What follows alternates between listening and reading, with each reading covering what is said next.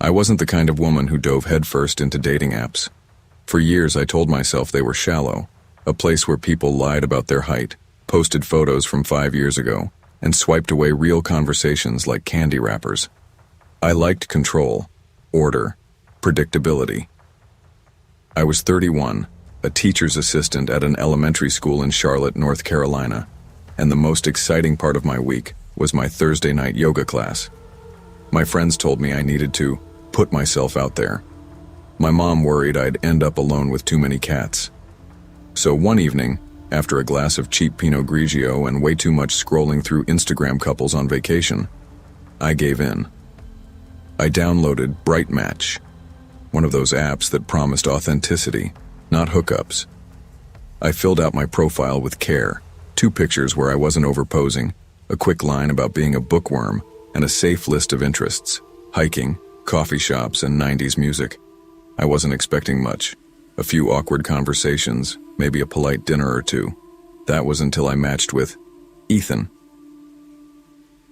His profile picture was simple, him in a navy sweater, leaning against a stack of books. He wore glasses, had an easy smile, and described himself as a high school English teacher who still thinks about joining a garage band. He wasn't movie star handsome, but something about him seemed approachable. Safe. The kind of man you could bring home to your mom without hesitation. Our first conversation hooked me. He asked questions, not the surface level, wide or you up. Nonsense, but real ones. What was my favorite novel? Did I think cinnamon rolls counted as breakfast or dessert? Had I ever gone on a spontaneous road trip? He was funny without trying too hard, attentive without being pushy. For a week, we texted late into the night. He sent me photos of his dog, a golden retriever named Max. I shared stories about the kids in my classroom and how they mispronounced spaghetti in hilarious ways. He made me laugh. I caught myself checking my phone every few minutes, hungry for the little chime that meant he'd replied. By Friday, he asked me out for coffee. I hesitated, remembering the rules I promised myself. Always meet in public, always tell someone where I was going, and always drive myself. Still, I said yes. We chose Bean Brew, a cozy coffee shop downtown. When I arrived, Ethan was already there, leaning against the counter, waving when he saw me. He looked just like his pictures, maybe even better in person. We talked for 2 hours straight. He told me about teaching To Kill a Mockingbird to high schoolers who couldn't stop laughing at the name Scout. I told him about my failed attempt to make homemade sushi. It was easy, normal. When it was time to leave, he insisted on walking me to my car. I didn't think much of it. It was late, and the streets were quiet. But when I slid my keys into the lock, I heard footsteps behind me. Heavy, close. My heart jumped. But Ethan was still standing 10 feet away, phone to his ear, smiling as if nothing was wrong. "Everything okay?" he asked, slipping his phone back into his pocket. "Yeah," I lied, forcing a smile. "Just thought I heard something." I drove home that night replaying the sound of those footsteps in my head, telling myself it was nothing. Just nerves. Just the echo of my own shoes on the pavement. I wanted to believe that. The following week was a blur of lesson plans, grocery runs, and long evenings grading homework. Ethan kept texting me, little check-ins that felt sweet at first. "Good morning, hope your day goes well." Or, "Did you ever finish that book?" I liked the attention. It had been a long time since anyone cared enough to ask. But then I started noticing things. It began with the Gyabri black SUV. The first time it was parked across the street from my apartment complex. Lights off, engine running. I brushed it off as coincidence. By the third night in a row, it wasn't coincidence anymore. The same SUV, the same spot. I told myself not to panic. Maybe it belonged to a neighbor. Maybe someone liked to sit in their car and listen to the radio. Still, my gut tightened. Then came the notes. The first one was tucked under my windshield wiper. "Pretty smile today." I stared at it in the dim parking lot light, my stomach sinking.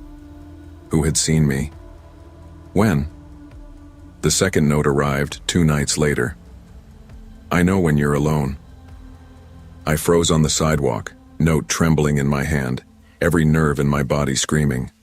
This wasn't a sweet gesture. This wasn't harmless. This was someone watching me, someone who knew my routines, my moments of vulnerability. That night, I texted Ethan. Hey, weird question. You haven't been around my place, have you? He replied almost instantly. Why do you ask? I stared at the screen, debating whether to say more. Finally, I typed, There's been this SUV outside my building and some notes. A pause. Then, don't worry, that was me.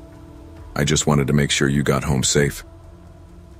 My blood ran cold. You followed me? I typed, fingers shaking. Yeah, but it's not what you think. I was just making sure you weren't in danger. I care about you, Samantha. Isn't that what women want? A guy who looks out for them? I didn't reply. I couldn't. My chest felt like it was caving in. When my phone buzzed again, his words made my skin crawl. Don't be mad, I just see you, the real you. I barely slept that night. Every sound outside my window felt amplified, every shadow a threat. And when I glanced out at 2 a.m., the SUV was still there, waiting. By Wednesday, the notes multiplied. One on my windshield, another slipped under my doormat, each one more unsettling than the last. You shouldn't leave your window open. Red looks good on you. I told myself to confront him. Maybe he didn't realize how terrifying this was. Maybe he thought it was romantic. I texted, Ethan, this has to stop. It's crossing a line. He called me within seconds. I almost didn't answer, but my hand betrayed me. Sam, his voice was calm, too calm. Why are you making this a big deal? I'm just protecting you. Don't you see how vulnerable you are living alone? Following me home, watching me. That's not protection, it's stalking. He chuckled, low and dismissive. Stalking is what creeps do in the movies. This is different. This is love. I'd never hurt you. I wanted to scream, but my throat tightened. If you don't stop, I'll call the police. Silence on the other end. Then slowly. The police won't do anything. I haven't threatened you. I haven't touched you. Think about it, Sam. You'd just look paranoid. Click. He hung up. That night, I pushed a chair against my front door and clutched a kitchen knife in bed. Every creak of the building made me flinch. At 3 a.m., I heard it, fingers brushing against my doorknob. When I checked through the peephole, the hallway was empty, but taped to the door was another note. We belong together. By Friday, I was unraveling. I told my coworker Jenna about Ethan, voice shaking as I explained the notes and SUV. She stared at me, horrified. You need to go to the police, today. I was embarrassed. Part of me still clung to the idea that maybe I'd overreacted, maybe I'd misunderstood. But Jenna drove me to the precinct herself. The officer at the desk listened patiently, but frowned. Has he threatened physical harm? Not directly, I admitted. But he's been following me, leaving notes, trying to get into my building. The officer sighed, scribbling on a form. We'll file a report. If he escalates, call us right away. In the meantime, change your locks, get a security camera if you can. It wasn't enough. It felt like a Band-Aid on a bullet wound. That night, I heard banging on my front door. Hard, deliberate. My heart raced as I grabbed the phone and dialed 911. Through the door, his voice echoed, calm but insistent. Sam, open up. Stop pretending you don't feel it too. Police are on their way, I shouted. The banging stopped. Silence. By the time the cruiser arrived, the hallway was empty. But the officers found fresh scratches near the lock, evidence he'd tried to force his way in. Ethan vanished after that night. The police increased patrols around my block, and I stayed with Jenna for a week. Every time I walked to my car, I scanned the lot for that black SUV. It never came back. But the fear stayed. The feeling of eyes on me lingered, long after he disappeared. A month later, I got an email from an unrecognizable address. No subject line, just one sentence. You can't ignore me forever. I deleted it, forwarded it to the detective, and shut my laptop. But deep down, I knew this wasn't the kind of story with clean endings. Men like Ethan didn't just give up. They waited. They circled. And so, I learned to live with my guard higher than ever. With new locks, cameras, and instincts sharpened by survival. Because sometimes the scariest monsters aren't the ones in horror movies. They're the ones who know your favorite book, your favorite color, your laugh. The ones who seem perfect until you say no. I used to believe love was simple. That warm, fluttering feeling you got when someone smiled at you across a crowded room. The late-night texts that made your heart race. The small gestures that made everything feel right. I thought I had it all figured out. Or at least I thought I knew the difference between charm and danger.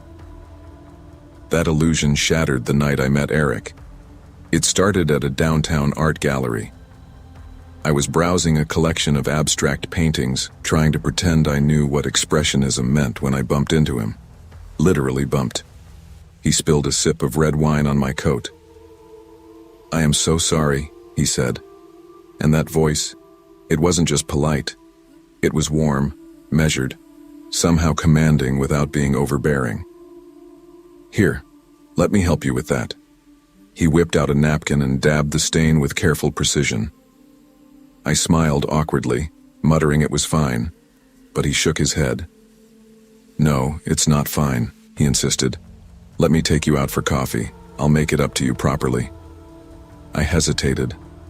Normally, I'd decline. My friends were already waiting, but there was something magnetic about him. The kind of aura that makes you ignore the warning bells ringing in your head. We ended up at a small cafe around the corner. Dim lights, warm smells of roasted beans, cinnamon, and vanilla. Conversation flowed easily. Too easily, maybe. He asked about my family, my job, my hobbies. He laughed at all the right things, smiled at all the right moments. By the time we parted that evening, I felt like I had known him for months. Over the next 2 weeks, Eric was everywhere. He'd send texts just to say good morning, late-night calls asking about my day. He took me to expensive restaurants, bought thoughtful gifts, a small bracelet, a book by my favorite author. Everything was calculated, but it felt natural. I told my best friend, I think he's perfect. Looking back now, I realize that's exactly what he wanted me to think. The first hint of something off came almost innocuously. Eric asked me to share pictures, just casual selfies, nothing risque at first. I just want to see your smile, he said. I laughed, dismissing the small alarm bells in my chest. It didn't feel threatening yet, not at all. Then came the texts that weren't playful. You didn't answer my last text, are you mad at me? They read. Then, I saw you were online. Why didn't you reply? I felt my stomach twist. Eric seemed to expect my constant attention. The real shock came one night, 2 weeks in. We were sitting on my couch, a movie playing quietly in the background, when he leaned closer and said casually, I need to show you something. I smiled, expecting maybe a photo on his phone or a funny meme. But the screen he handed me showed screenshots of intimate messages and photos I had sent him. And then he smiled. A smile I should have recognized as a threat. You wouldn't want your family to see these, would you? His voice was soft, almost affectionate, but my stomach dropped. All you need to do is send me what I want. A little money. Easy. I froze. My mind spun. Was this a joke? A test? But the next message was more specific. He had listed my relatives' names, their Facebook accounts, everything. He had been watching me from the very beginning. I remember shaking, my hands trembling, my chest tightening like someone was squeezing it. I wanted to scream, to push him away, but my body refused to move. I didn't know then that this was just the beginning of a calculated plan to control, humiliate, and extort. Over the next few weeks, my life turned into a blur of fear and paranoia. I stopped answering my phone. I didn't open messages from unknown numbers. I avoided social media. Every knock on the door, every unfamiliar car passing my house made my heart race. I confided in my sister Emma one rainy night. "He's blackmailing me," I whispered, voice breaking. She held me close, silent at first, then said, "We're going to get through this. We'll go to the police." Going to the police was terrifying. I had built Eric up in my mind as someone untouchable, someone who could ruin me with a single click. But the officers were professional, methodical. They confirmed he had done this to several women before me. That knowledge was both horrifying and relieving. I wasn't imagining things, and I wasn't alone. Eric, predictably, denied everything when confronted. But the evidence was damning. Screenshots, messages, traces of spyware on my devices. I remember reading the police report, trying to memorize every detail so I could understand how a person could be so cold, so manipulative. I slept with the lights on for months. Every creak in the house, every buzz of my phone made my body tense like a taut wire. My friends tried to reassure me, but nothing could erase the feeling that my privacy had been stolen, that the intimacy I had shared in trust had been weaponized. I felt violated, humiliated, and angry. But slowly I realized that fear wasn't the only thing I could feel. I could also feel resolve. I could fight back. I could reclaim my life. The process of rebuilding wasn't quick. I changed phone numbers, emails, passwords, even some social media accounts. I moved apartments, got therapy, learned self-defense, and tried to remind myself that Eric's power over me ended the moment I chose to reclaim it. Therapy helped me confront my feelings, guilt, shame, embarrassment. I realized that what had happened wasn't my fault. I hadn't done anything to deserve it. Eric was the predator. I was his target. I also reconnected with friends, allowing them back into my life slowly. Each small step, meeting a friend for coffee, laughing at a movie, sharing a secret, felt like victory.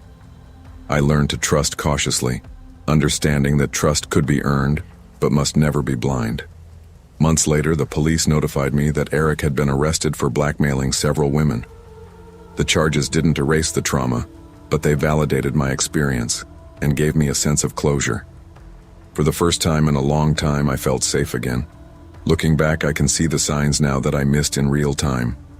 His charm, his attention, his insistence on access, all tactics of manipulation. I had fallen into a trap meticulously set by someone who understood how to exploit trust. But surviving taught me something crucial. Fear is temporary, but awareness and resilience last a lifetime. I've since become an advocate for online safety and privacy. I talk to friends, co-workers, even strangers about digital boundaries, about how to recognize manipulative behavior before it escalates. I don't want anyone else to feel the same terror I felt. It's hard to explain how betrayal feels when it comes from someone who seemed perfect.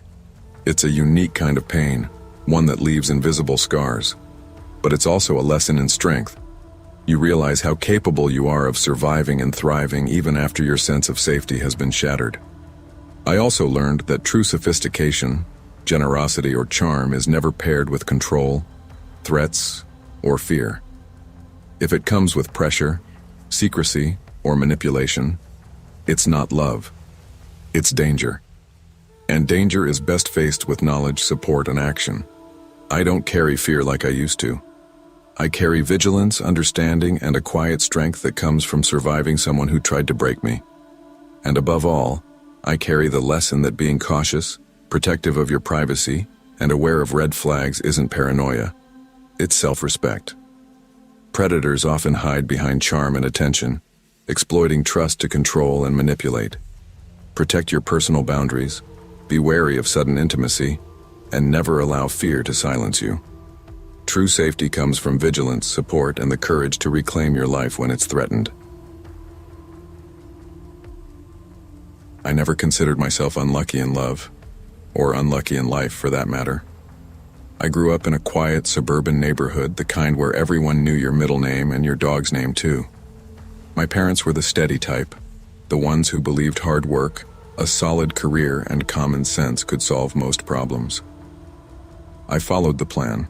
College, a decent job, a few hobbies, and a small but loyal circle of friends. I wasn't flashy, I wasn't extraordinary, but I was content. That is, until Claire entered the picture. It started innocuously enough, swiping through an app on a lazy Tuesday night. Her profile picture stopped me cold. Sun-drenched hair, a smile that seemed to know every secret of the world, eyes that didn't just look at you. They measured you, weighed you, maybe even judged you. I felt an odd combination of awe and nervousness. Her bio was light, flirty, adventurous. "Let's chase sunsets and bad decisions," it read. We matched almost immediately. I couldn't believe it. She messaged first. "Hey stranger, you seem safe, but I bet you've got a secret wild side." I stared at my phone, heart pounding, and typed back something witty, something clever, that I'd later forget as soon as the words left my fingertips. She responded quickly, and just like that, we were talking every night. Our first date was at a little rooftop cafe downtown. She was even more magnetic in person. Every laugh, every tilt of her head made me feel like I was falling through something I shouldn't be. Something dangerous, maybe, but intoxicating. We talked about music, travel, college days, the mundane trivia of life. And I laughed more than I had in weeks. The second date was dinner at a small Italian place. I arrived early and found a table near the window, hoping to look casual and confident. She came in, sun hat tipped just enough to hide her sunglasses, and I swear the room felt warmer. We ordered, we talked, and I was convinced this was the start of something real. By the end of the night, she kissed me on the cheek, and I went home floating, convinced she liked me. Then came the third date. "Hey Tyler," she said, voice casual. "My friends are throwing a little party tonight, you should come." I didn't question it. I wanted to believe. I dressed carefully, picked a shirt I knew looked good in dim lighting, and arrived at the address she texted. The door swung open, music pulsing from inside, laughter spilling onto the sidewalk. I hesitated, but Claire waved me in with that same magnetic grin. I should have left then. I should have trusted the tiny nagging voice at the back of my mind that whispered, "This doesn't feel right." But I didn't. Inside, I realized quickly it wasn't a party at all. It was a setup. A group of her friends circled me, phones pointed like cameras, grinning, laughing. She whispered into someone's ear, then turned to me, her grin now sharper, more predatory. "Surprise," she said. "Hope you like being famous for a minute." It hit me slowly, like cold water. This wasn't a joke we shared. This was about me. Me believing she was interested. Me thinking I had a chance. They filmed me floundering, laughing at me as I tried to play it off. I left humiliated, cheeks burning, heart pounding so hard it hurt. Weeks passed, and I tried to convince myself it was over. Just a prank. Just a cruel joke. But the strange part? It wasn't over. At first it was small things. A shadow lingering outside the gym. A flicker of recognition in the corner of my eye. Then I started seeing her near my work, always watching, always smirking as if she knew some secret I didn't. I told myself I was imagining it. I'm being paranoid. I'm letting the memory of that night warp reality. But the feeling didn't go away. "Tyler," I said one morning, meeting a friend for coffee. "You ever feel like someone's following you?" They laughed. "Relax, man. Maybe you're just stressed." But I wasn't stressed. I was tense. Every time I left the apartment, I scanned the street, calculated escape routes, checked reflections in windows. I stopped trusting the ordinary rhythms of life, the guy jogging past me, the mail carrier, even friends who asked innocuous questions. I stopped dating. I stopped staying out late. I started driving home the long way just to avoid streets I thought she might be on. I even avoided the gym I loved, telling myself it was just a precaution. But deep down, I knew it wasn't just precaution anymore. It was fear. One night, I was leaving a convenience store when I saw her. Claire. Across the street, leaning against a lamppost, phone in hand, watching me. The streetlights glinted off her hair and she smiled that same smug smile, and I froze. My chest tightened, breath shallow. She didn't wave. She didn't yell. She just stood there like a predator waiting for the right moment. By now, my world had shrunk. I stopped going out with friends, canceled lunch plans, avoided family gatherings. The paranoia was relentless. Every beep of my phone, every knock at the door, every stranger on the street was a trigger. I tried to rationalize. She can't control my life. I'm imagining things. But the moments kept stacking up. Claire appeared at the coffee shop I frequented, at the corner where I caught the bus. Even in places I thought were private, she was there, or at least I felt her there. It wasn't just paranoia, it was psychological warfare. The prank had mutated. It was no longer about laughter, it was about power. She had me in a loop and I didn't know how to break it. I tried talking to friends about it, but they shrugged. Maybe you should block her online. I had. I deleted her number, I changed my routines. Nothing helped. The isolation was worst at night. Lying in bed, my mind replayed every encounter, every smirk, every laugh. I couldn't sleep. I couldn't trust anyone. Even when I felt safe in my apartment, I imagined her lurking just beyond the window, recording me, waiting. One Friday, I decided enough was enough. I couldn't live like this, always looking over my shoulder. I drove to the address I had from the third date disaster. It was an upscale apartment building, one I had walked past 100 times but never thought I'd see again. I climbed the stairs, heart hammering, and knocked on her door. When she answered, I was surprised, not by her beauty, not by her grin, but by how calm she looked. "Tyler," she said, as if we were meeting for coffee. "What a surprise." I blurted out everything: the gym, work, the coffee shop, the bus, the sleep I'd lost. She tilted her head, eyes gleaming with amusement. "I thought it was funny," she said lightly. "You took it so seriously." Her words hit me like ice. Funny? Funny to humiliate someone for weeks? Funny to stalk them? I realized then that she had no intention of stopping until she'd broken me completely. I left without saying another word, but something inside shifted. Fear was no longer enough to control me. Anger took its place, sharp and burning. I would reclaim my life, one step at a time. It wasn't easy. I changed jobs, moved apartments, and invested in therapy.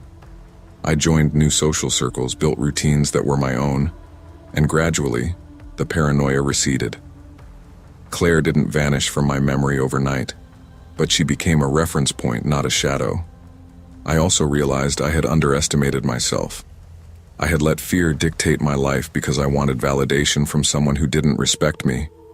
I had let someone else's amusement dictate my emotions, my choices, my peace. Eventually, I learned to walk without scanning the streets, to go to the gym without hesitation, to leave my apartment without fear. And in that process, I discovered something important. Safety isn't just about locks, security cameras, or distance. Safety is about self-respect and boundaries. I haven't seen Claire since that day. Maybe she moved on to someone else, another story, another victim. I don't care. What matters is that I moved on too. I learned that kindness and openness are precious, but so is the ability to protect yourself from cruelty. True strength isn't about avoiding pain. It's about reclaiming your life after it's been threatened. Boundaries, self-respect, and the courage to step away from toxicity are the most important tools we can cultivate in relationships and in life. Trust must be earned, not assumed, and your peace of mind is worth protecting above all else. People always assume danger announces itself loudly. Footsteps behind you in a dark parking lot, a raised voice, a slammed door. But the kind of danger I met crept in softly, disguised as comfort. I was 32, living in a modest apartment in Raleigh, North Carolina. My life was quiet. Work at the publishing office during the day, Netflix at night, the occasional weekend brunch with friends. I wasn't unhappy, but I wasn't really living either. The truth was, I'd been drifting since my father died 6 years earlier. He was the one person who made me feel grounded. Since then, I'd never quite found my footing. That's probably why I downloaded Soul Match. Loneliness is a sharp ache, and after watching 2 co-workers get engaged back-to-back, I figured I might as well try.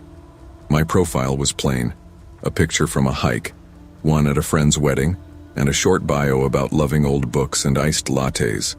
That's how I matched with Daniel. His profile was simple, no shirtless selfies or flashy cars. Just him in a button-down shirt, warm smile, holding a coffee mug. He wrote, "Therapist, listener, I believe everyone deserves to be heard." From the first message, he felt different. No cheesy pickup lines, no pressure. Instead, he asked, "What was your childhood like?" I laughed at the screen. "Jumping straight into the deep end?"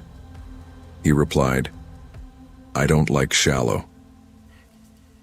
Over the next week, our conversation stretched for hours. He didn't just ask about my favorite movies, he asked about my fears, my earliest memories, my dreams. And when I answered, his responses were calm, measured, like he was building a map of me. It felt safe. It felt like therapy. Except this time, he was also interested in me as a woman. His voice, when we finally talked on the phone, was soothing, deep but not intimidating. The kind of voice you want to trust. When he said, "I feel like I've known you forever," I believed him. The first time something unsettled me, it was subtle. We were talking about my father. I told Daniel how he used to build birdhouses in our backyard, humming old country songs while sanding the wood. I admitted how much I missed that sound. Daniel was quiet for a moment before saying, "Your father must have told you, measure twice, cut once." He sounds like that kind of man. I froze. That exact phrase, my father's phrase, wasn't in the story I told. It was something only he used to say, usually when I rushed through homework or tried to bake cookies without reading the recipe. I hadn't posted it online, hadn't shared it with anyone in years. "How did you know that?" I asked. Daniel chuckled softly. "It's just something dads say. A safe guess." I wanted to believe him. And maybe I would have, if it hadn't kept happening. Another night when I admitted I hated thunderstorms because they reminded me of a childhood house fire, he whispered, "You used to hide in the closet with a flashlight, didn't you?" I hadn't told him that part. Not to anyone. "You're freaking me out," I said, trying to make it sound like a joke. "I just get you," he replied. "That's rare, Emma. Most people never let themselves be seen. But you shine through every word." His flattery smoothed over my unease. But at night, lying in bed, I wondered how he knew so much about me. 2 months in, Daniel invited me to his apartment. He lived on the second floor of a brick complex near downtown. The place smelled faintly of coffee and cedar. At first glance, it was normal. Neat couch, bookshelves, a desk by the window. He poured me a glass of wine and we laughed about bad dates, about my co-worker who microwaved fish in the office kitchen. But then I noticed the photos. They weren't framed on the walls, but scattered on a side table tucked into books stacked on his desk. Photos of me. Me at the grocery store with my hair in a messy bun. Me walking out of work, balancing coffee and folders. Me on the bus, staring at my phone, and one that made my stomach drop. Me at 16, standing in my old driveway, my father's arm draped around my shoulders. I felt the air leave my lungs. "Daniel, what is this?" He didn't flinch. He set down his wine, folded his hands, and smiled like a teacher waiting for a student to catch up. "I was wondering when you'd notice." My chest tightened. "These are years old. How do you even—" "Because I've always known you." His voice was calm, deliberate.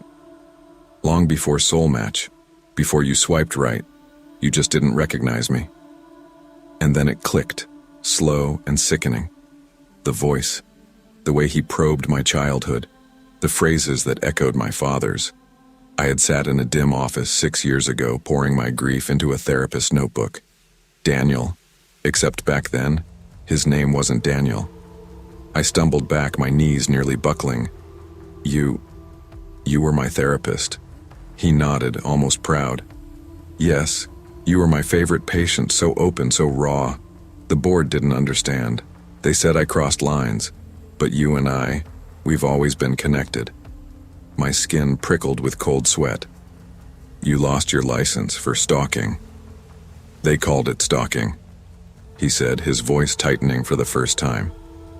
"I call it devotion. I never stopped thinking about you, Emma. You needed me, even if you didn't realize it." I looked at the door, calculating the steps. He noticed. "Don't run," he said gently. "I'd never hurt you. Everything I've done is because I care. I've watched you struggle, bury yourself in loneliness. I'm the only one who really knows you." I forced myself to speak, though my throat was dry. "Knowing me doesn't mean owning me." His smile faltered. "That's not what this is. You're twisting it." "Am I?" My voice cracked, but I pushed through. "You lied. You hid. You watched me for years without my consent. That's not love. That's obsession." The room was silent, heavy. Then he whispered, "You'll understand. In time." I didn't wait for time. That night I pretended calm. I sipped my wine, forced a smile, and said, "Maybe you're right. Maybe I just need to sit with it." He relaxed, enough for me to excuse myself to the bathroom. I locked the door, pulled out my phone, and dialed 911 with shaking hands. When the knock came, soft, patient, I said loudly, "Just a minute." Minutes later, red and blue lights flashed outside the window. Voices shouted. Daniel's calm mask cracked for the first time. "Emma, what did you do?" His voice wasn't soothing anymore. It was sharp, angry. I slipped past him as the officers pounded on the door. My legs carried me faster than my fear. Daniel was arrested that night. The photos, the surveillance, the years of obsession, they had evidence now. But the scars he left weren't physical. They were the kind you carry in silence, the kind that whisper every time you trust someone new. Love and therapy share a dangerous similarity. Both require trust. But trust is sacred. It cannot be demanded, manipulated, or stolen. Emma's story shows us that anyone who seeks control through knowing everything is not offering love or healing, but possession. Protect your boundaries, believe your instincts, and never confuse obsession with care. Real love honors freedom, not fear. I had always been cautious about dating apps. The idea of scrolling through endless faces, profiles polished to perfection, always felt shallow. Yet, after my last relationship ended badly, I found myself swiping one night while half watching a documentary on serial killers. A morbid contrast, I realize now. That's when I saw Lily. Her profile was simple. A few photos, soft lighting, her eyes looking down slightly, almost shy. Her bio said she loved books, quiet coffee shops, and walks by the river. She was warm, approachable, and something about the slight nervousness in her smile made me want to meet her. I swiped right. We matched instantly, and soon we were messaging back and forth. Her texts were slow, thoughtful, often apologizing if she didn't respond quickly. "Sorry, I'm difficult sometimes," she would write. I laughed it off, thinking she just had social anxiety, and replied, "Difficult is fine." Our first date was at a small local cafe. She was exactly like her profile, polite, soft-spoken, with a faint blush that came easily. We talked about books, movies, and small things like the shape of clouds or the music we loved. At the end of the night, I felt something I hadn't felt in a while. Comfort. I walked her to her car and told myself I'd see her again. The second date was similar, although slightly more personal. We shared a slice of pizza and wandered along a quiet park path. She laughed nervously at her own jokes, and I found myself smiling constantly, caught in the ease of her company. By the third date, I thought I understood Lily, or so I believed. But that night changed everything. We were at a cozy bistro downtown, the kind with dim lighting and candles on each table. I ordered my usual. She chose something simple, a salad. We laughed about our favorite childhood cartoons, trading stories like we were old friends. Then, without warning, she snapped. "I can't believe you did that," she screamed, her voice cutting through the soft hum of the restaurant. Heads turned. I froze, unsure what she was referring to. "Why would you even—" She stopped abruptly, eyes wide, then blinked, took a deep breath, and continued in a soft, apologetic voice. "I'm sorry. I don't know what came over me." I was stunned. For a moment I thought I had misheard, maybe imagined it, but the intensity of her anger had been real, palpable. She smiled gently, trying to ease the tension, and I forced a laugh, nodding along as if nothing had happened. Over the next few weeks, I noticed more inconsistencies. Sometimes she was playful, teasing me about my fashion choices. Other times, she was bitter, criticizing everything I did with a harshness that didn't fit the woman I had met. One night, she became aggressive during a minor argument, throwing a glass across the room, only to sit quietly afterward, apologizing profusely like it had never happened. Each version of Lily swore she didn't remember the other. I began keeping a mental log, trying to reconcile the discrepancies. It was exhausting, confusing, and scary, but a part of me still wanted to believe in the warm, shy girl from the first date. It wasn't until I accidentally saw a folder peeking out of her bag that I realized something deeper was going on. I had stopped over one evening to drop off some paperwork and noticed a thick manila envelope labeled "Confidential, Patient Records" sticking out from her tote. I froze. Part of me wanted to leave it alone, but curiosity and fear propelled me forward. I glanced around, then carefully pulled it out. The documents inside revealed a life I hadn't imagined. She wasn't just shy or anxious. She was part of a court-ordered psychiatric program, living under a false identity. The records detailed a brutal crime, her involvement, and a treatment plan that included intense therapy and identity monitoring. My hands shook. I reread the pages, the lines blurring as the reality sank in. The dating profile was one of many masks. Each date, each mood shift, each conflicting personality was part of a fractured reality I had unknowingly stepped into. I confronted her carefully. "Lily, or whatever your real name is, what is all this?" I asked, trying to remain calm. Her expression shifted, a mix of fear, shame, and confusion. She didn't answer, only looked down, trembling. It was the first time I truly realized I might not know her at all. After discovering the documents, our relationship changed completely. I tried to maintain boundaries, to understand without judging, but it was impossible. Some nights she would be tender, apologizing for every harsh word or violent outburst. Other nights she would be unrecognizable, bitter, cold, or even hostile. I started researching dissociative disorders, psychiatric programs, and the legal consequences for individuals like her. I wanted to understand her world, the program, the court order, the therapy she had undergone. But the more I read, the clearer it became. I wasn't equipped to handle this alone.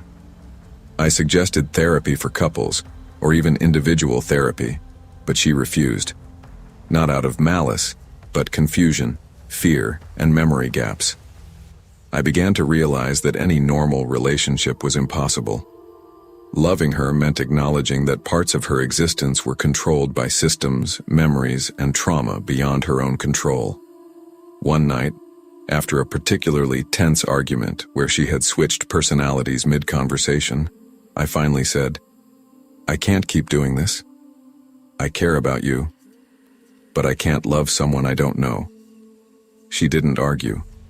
She simply cried, the different fragments of her pain visible in her expressions. Breaking up with her was one of the hardest things I've ever done. Part of me still missed the shy, warm, apologetic Lily from the first date. But reality had forced me to accept the truth. She wasn't a person I could love in a traditional sense. Loving her required navigating psychiatric complexities I wasn't trained to manage, and it wasn't fair to either of us. Afterward, I reflected on everything that had happened. The deception wasn't malicious in the way most people assume. It was survival. A woman fractured by trauma, trying to exist within legal boundaries, hiding behind layers of carefully constructed identities. And yet, it taught me something about human complexity, empathy, and boundaries. I now understand the importance of observing patterns, respecting personal safety, and recognizing when circumstances are beyond one's ability to help. Sometimes, the kindest action is stepping back, not out of judgment but self-preservation and understanding. I still think of Lily occasionally, wondering which fragments of her had found peace, which had struggled, and whether she was finally able to reconcile the conflicting selves within her. But I've learned that some relationships exist only as lessons, and mine taught me more about boundaries, empathy, and caution than any ordinary romance ever could. I've always been careful when it comes to dating. Not overly cautious, but cautious enough to avoid mistakes. Public spaces, group outings, no private addresses shared too soon. My friends joked that I was paranoid, but I called it prudent. After all, the stories were everywhere. People pretending to be someone they weren't, relationships that started online and ended in fear. I wasn't about to be a statistic. Still, when Daniel's profile popped up, I swiped right almost absent-mindedly. He had a casual, friendly smile in every photo, and his bio was thoughtful without being over the top. Loves coffee, weekend hikes, dogs, and bad sci-fi movies, it read. My thumb hovered over the swipe button for a second longer than usual, then tapped. I expected the usual small talk.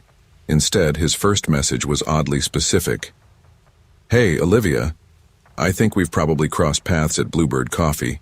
You're always in the corner by the window around 7:30 a.m., right? I froze. That's oddly specific. I texted back cautiously. Maybe. I go there sometimes. Cool. I'm usually there on Tuesdays. Maybe we've said hi without realizing it. I brushed it off. Maybe he was observant. Maybe it really was coincidence, but then he added, also, I noticed you lift at Iron Peak Gym. We must have bumped elbows on the leg press a few times. I swallowed. This was too much, too soon. But there was something charming about his tone, something that made me want to believe it was harmless. We agreed to meet at Bluebird Coffee the next weekend. I made a rule.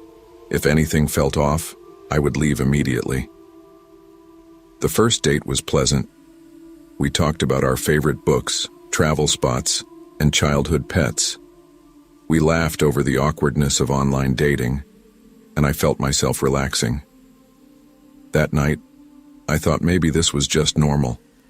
Maybe Daniel was just friendly, observant, and sincere. I didn't realize just how wrong I was. I noticed it first when he mentioned my childhood dog.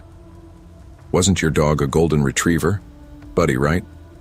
I remember you saying how he'd chase the squirrels out back when you were little. My stomach dropped. How could he know that? I had never shared it online, never mentioned it in casual conversation with strangers. Yeah. How did you know that? I asked, voice tighter than I intended. He shrugged, smiling as if it were a simple coincidence. Lucky guess? Or maybe your profile had hints I just noticed. I forced myself to laugh it off, but the unease didn't leave. By the end of the date, I felt a weight in my chest. He seemed too informed, too in sync with my life. Later that night, walking home, I felt a strange sense of being watched. I brushed it off as paranoia until I caught a figure in a storefront reflection.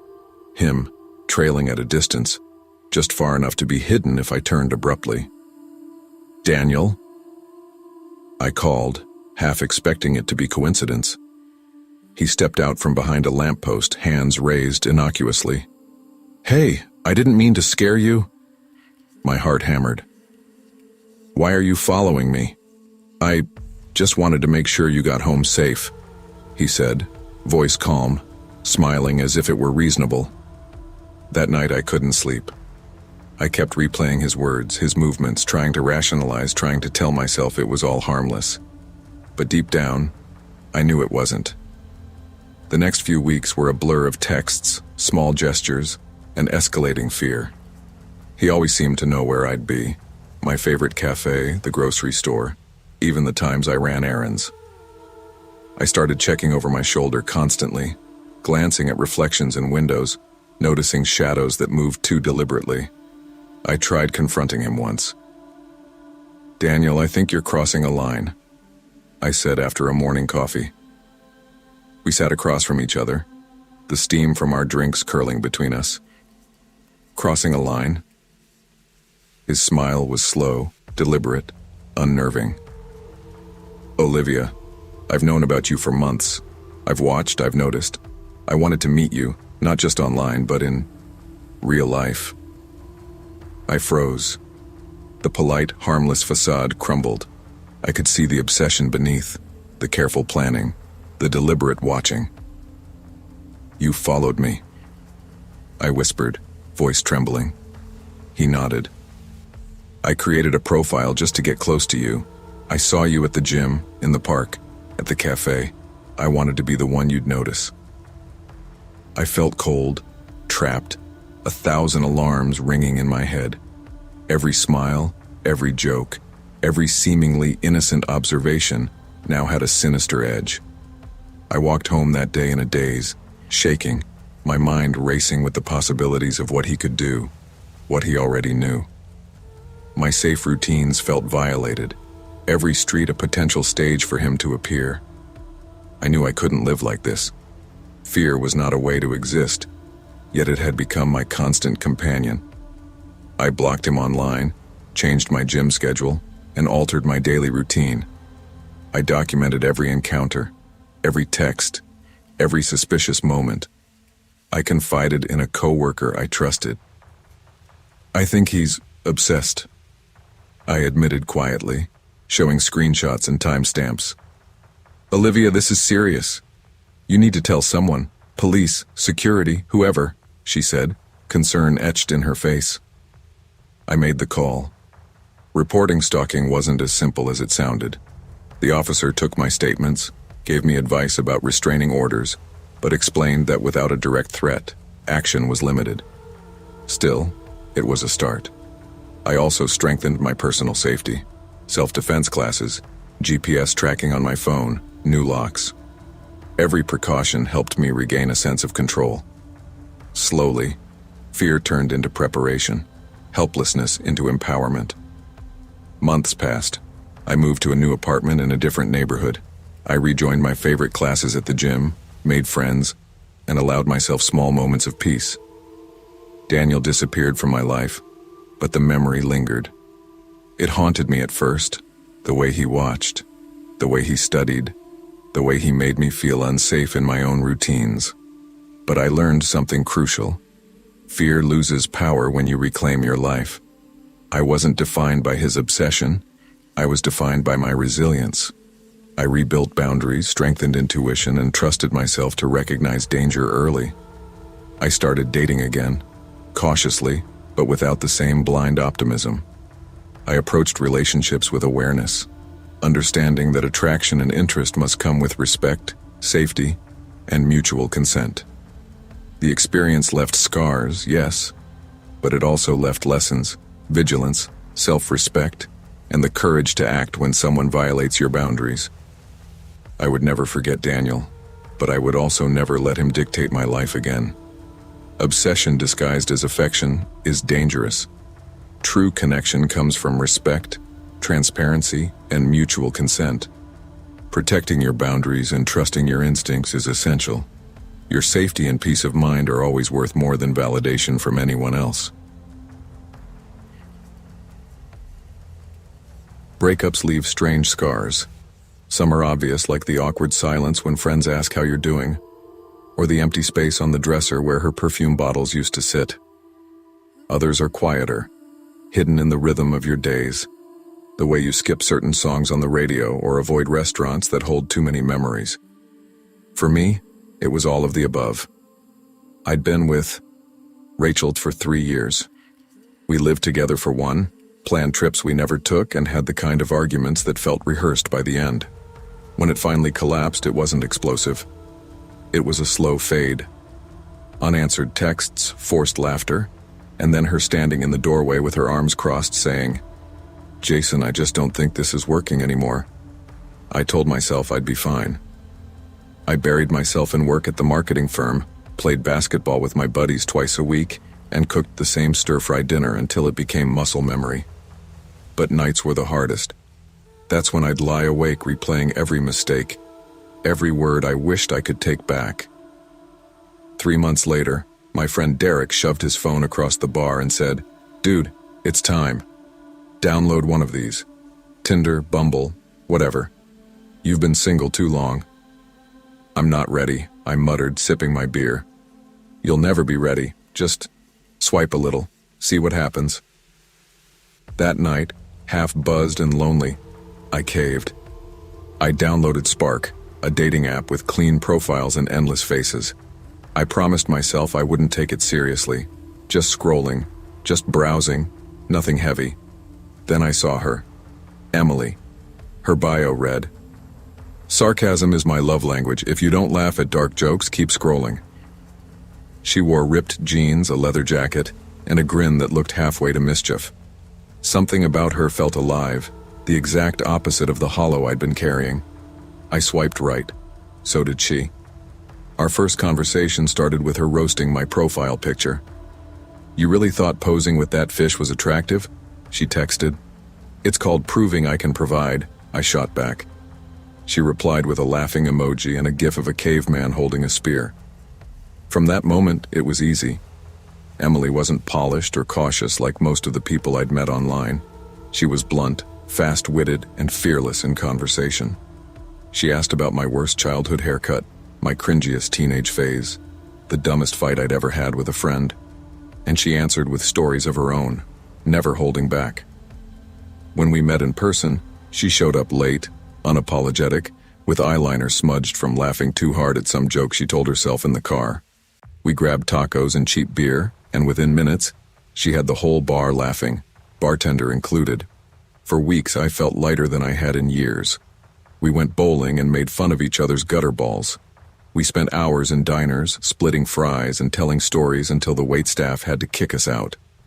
She had this energy, this magnetic pull that made the world feel less heavy. I told Derek, and she's not like Rachel, she's fun. No games. He smirked. "Finally, you deserve a win." I thought I'd found one. It was a Friday night when I decided to bring Emily around my friends. We met at a brewery downtown, me, Derek, my buddy Nate, a few others. Emily showed up in a red flannel shirt, hair pulled back, cracking jokes within minutes. She fit right in. But halfway through the night, I caught Derek's expression shift.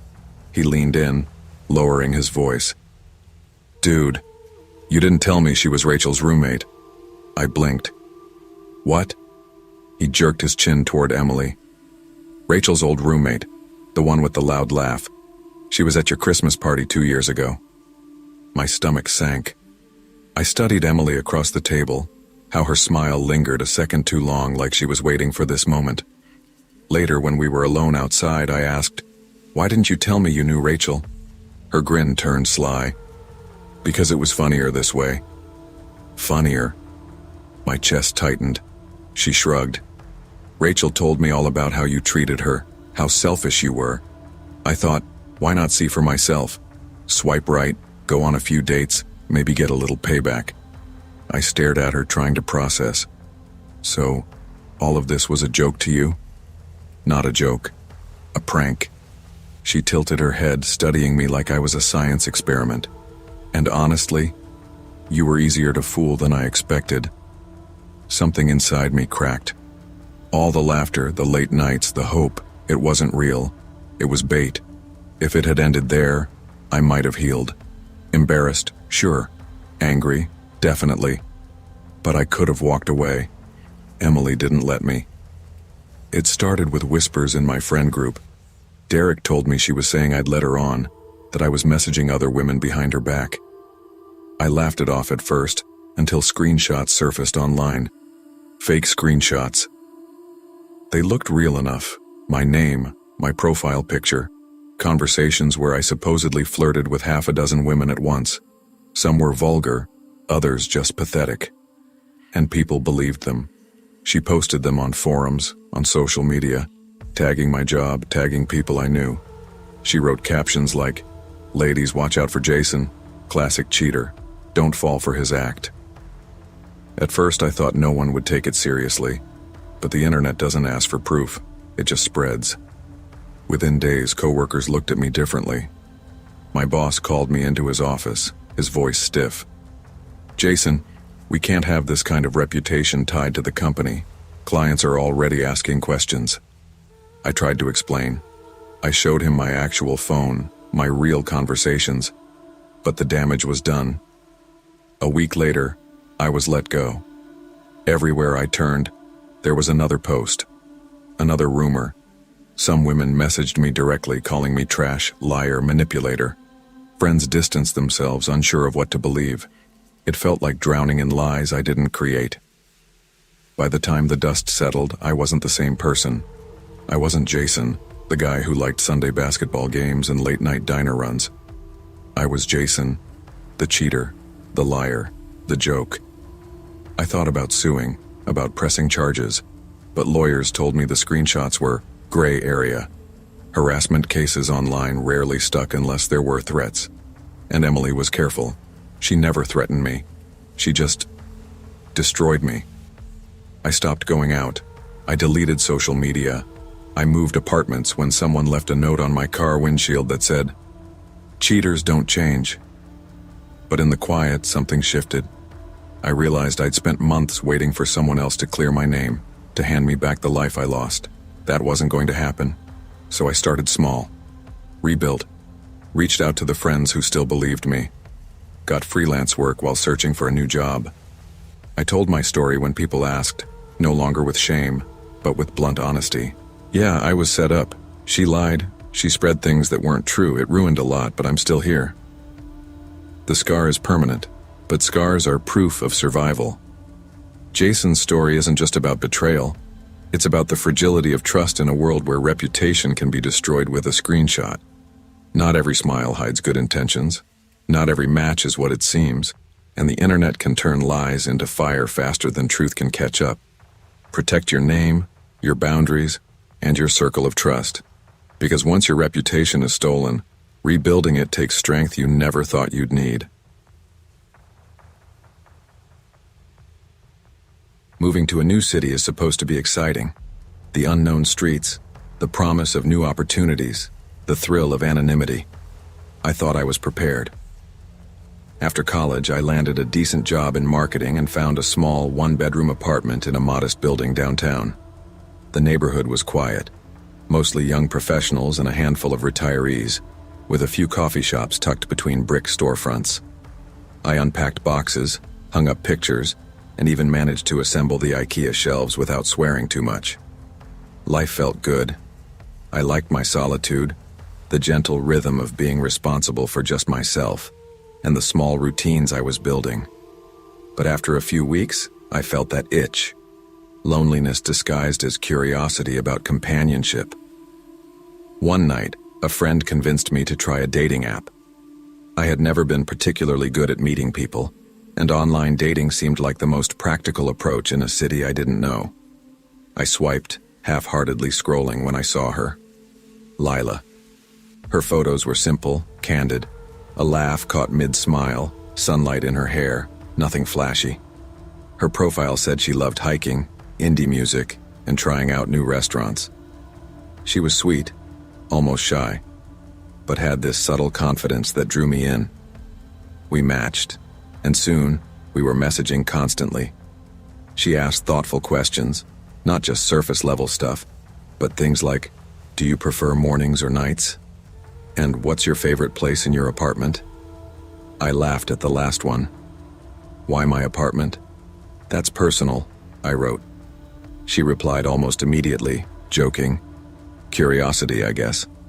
I like knowing the spaces people live in. I thought it was cute, a little quirky. Our first date was a casual coffee. Conversation flowed easily. She was warm, attentive, and genuine, or so I thought. By the second date, she had me at a small tapas restaurant, laughing at her nervous jokes and half-embarrassed smiles. There was nothing alarming, just connection. But small things started adding up. She asked where I kept my spare keys, if my door locks were simple, and whether I lived alone. At the time, I brushed it off. People are curious when they like someone, right? For the first few weeks, everything was normal. We went on dates, shared takeout, and texted constantly. But Lila's questions were persistent, subtle, unnerving once I started noticing patterns. She wanted to know my schedule, when I left for work, when I returned, how often I had friends over. I laughed it off the first time. "Wow, you're really invested," I said during a lunch date. She blushed and shrugged, saying, "I just like to feel connected, I guess." I smiled, thinking it was affection, not control. Then, odd things began happening. One morning I came home to find my apartment slightly ajar. I swore I had locked it. My heart raced, but nothing appeared stolen. My wallet, electronics, everything intact. But drawers were slightly open, cushions out of place. I told myself I had imagined it, maybe left the door ajar in a rush. Later I noticed small inconsistencies. My hoodie draped differently, books shifted slightly on the shelf. I chalked it up to fatigue, moving boxes, or forgetfulness. Lila started asking if I liked keeping things tidy, joking about being a little obsessive. Her comments now made me feel strange, but I still dismissed them.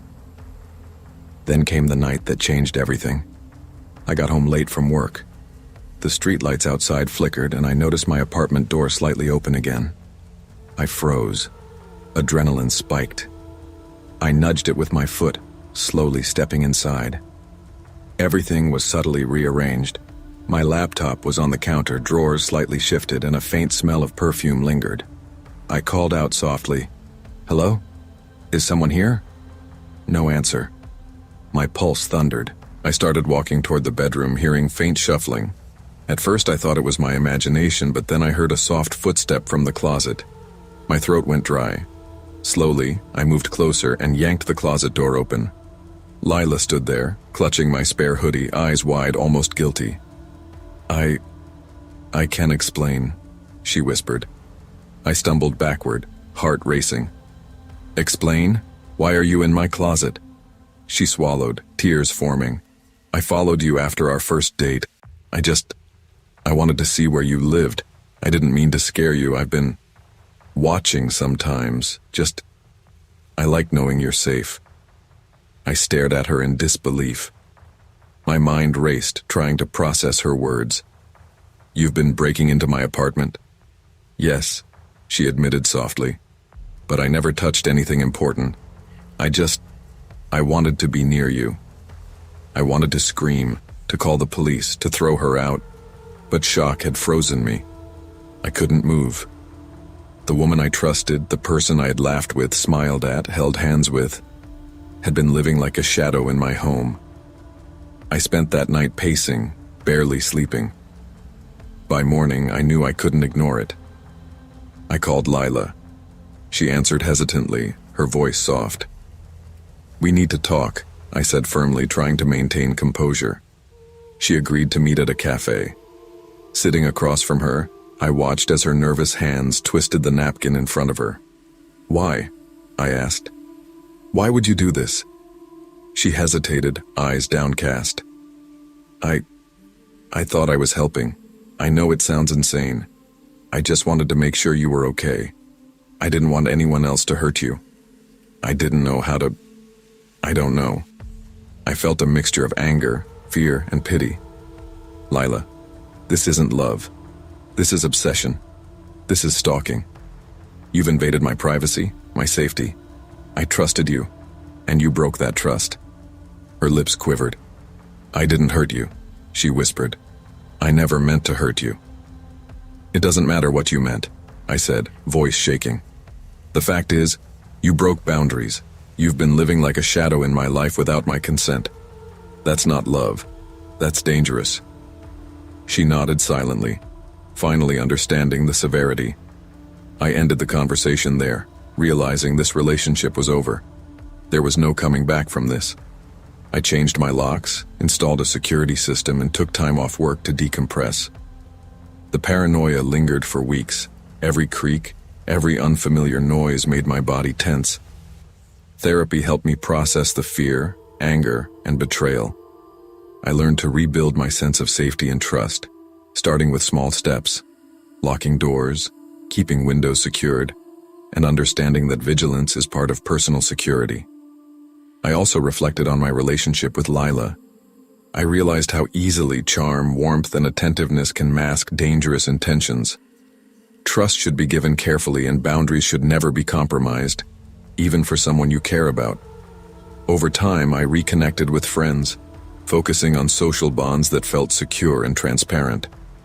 I began journaling, writing down experiences and lessons to understand patterns of behavior I hadn't recognized. Most importantly, I accepted that fear doesn't make you weak. It teaches awareness. Years later, I can think about Lila without panic, though the memory still triggers unease. It's a reminder that even in what feels safe, danger can lurk, and that trusting your instincts and protecting your personal space is paramount. I've never considered myself unlucky when it comes to dating apps. I'm cautious, sure, but not paranoid. I always met in public, kept my personal details private, and never agreed to late-night meetups with strangers. I thought that was enough to stay safe. Apparently, it wasn't. It started with Haley's profile. Bright smile, a casual pose on a beach boardwalk, hair curling perfectly in the breeze. Her bio was short and sweet: coffee, dogs, and road trips. She messaged first, and we fell into an easy rhythm of texting, light, fun, teasing. Over the next few weeks, we shared stories about work, favorite hangouts, and the small details of our lives. I started to think she was someone I could actually connect with. Then came the date. She offered to pick me up. "I live just a few minutes from you," she said. Her tone was casual, friendly. I hesitated for a moment, but the thought of skipping the ride and coordinating a meeting in public seemed unnecessary. I wanted to believe this was normal dating. The morning of the date, I was careful. Wallet in the front pocket, phone fully charged, car keys in my hand. Haley pulled up in a clean black sedan, windows tinted just enough to obscure her features. She smiled when she saw me. "Hey Marcus, ready for lunch?" she asked. "Yeah, definitely," I said, trying to mask the nervousness I always feel before a first in-person date. The first few minutes of the drive felt normal. We made small talk about work, the weather, and the terrible traffic downtown. But then I noticed something. The car wasn't heading toward the restaurant. Instead of turning onto Main Street, Haley made a right, then a left, taking us down quiet, empty roads I didn't recognize. "Hey," I said cautiously, "is this the way to the restaurant?" Haley laughed, a light casual sound that didn't reach her eyes. "Shortcut. Trust me, it's faster this way." I nodded, forcing myself to relax. Maybe she was right. But my gut tightened, a subtle alarm I chose to ignore at first. The further we drove, the more isolated the roads became. Tall trees blocked the sunlight and small abandoned houses lined the street. The air felt heavier, oppressive. I started to pay attention to the mirrors and the windows. Empty streets, no traffic, no one else around. Haley," I started, trying to keep my voice casual. "These roads, are we still heading to the restaurant?" She smiled again. "Yep, just a few more minutes." I didn't believe her. Every instinct in my body screamed that something was off. I tried to remind myself that maybe she knew a secret route. Maybe this was still normal. Then she made a turn into an abandoned lot. Gravel crunched under the tires as we stopped. I saw shadows moving in the dim light. Several men emerged from the darkness, their faces partially obscured, bodies tense and deliberate. "Haley," my voice cracked. She laughed, a hollow, unnatural sound. "Surprise. Don't worry, it's fine. Just hang out for a second." Panic gripped me. My stomach dropped, my heart pounding as adrenaline surged. Something in her tone, the lack of warmth, the sharpness beneath the casual laugh, shattered any remaining illusions. I had only seconds to react. I opened my door without thinking. Gravel sprayed as my feet hit the ground. "Wait, don't," Haley shouted, but I didn't stop. My hands were shaking, my breath ragged as I ran. I heard footsteps behind me, gravel crunching in sync with mine. I sprinted toward the tree line at the edge of the lot, leaping over fallen branches and rocks. The men shouted something behind me, voices distorted by distance, but I didn't stop to listen. My only focus was getting out alive. I darted onto a side street and looked for a safe place. A house with lights on, a car parked outside. I ran up the driveway and pounded on the door. A man answered, blinking in confusion. "Please, call the police," I gasped, chest heaving. There's a group trying to..." He didn't need more explanation. Within minutes, I was sitting in a patrol car, wrapped in a blanket, telling officers everything I could remember. The roads, the car, the shadows, Haley. Later, when I checked the dating app, her profile was gone. Not deactivated, gone, as if it had never existed. A sinking realization hit me. This wasn't a date. It was a setup, a robbery, maybe worse. In the days that followed, I couldn't stop replaying the scene in my head. Every time my phone buzzed, I jumped. Every car on a quiet street made my stomach twist. I kept replaying the look in her eyes, the casual cruelty of it. I went back to the app, tried to see if there were similar reports. Others had been flagged, warnings of fake profiles and predatory setups. I realized I wasn't alone, but it didn't make me feel any safer.